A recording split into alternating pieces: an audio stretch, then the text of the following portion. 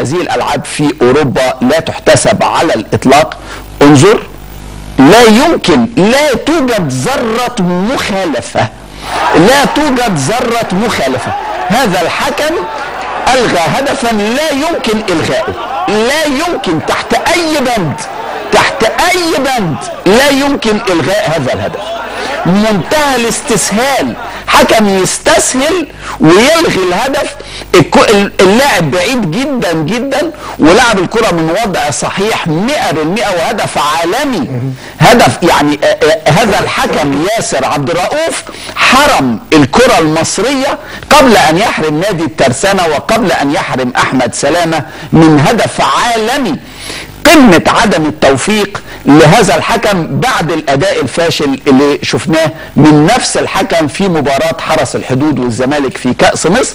أعتقد أن ياسر عبد الرؤوف محتاج يرتاح لفترة غير قصيرة علشان يعود إلى التحكيم الجيد أو التحكيم العادل.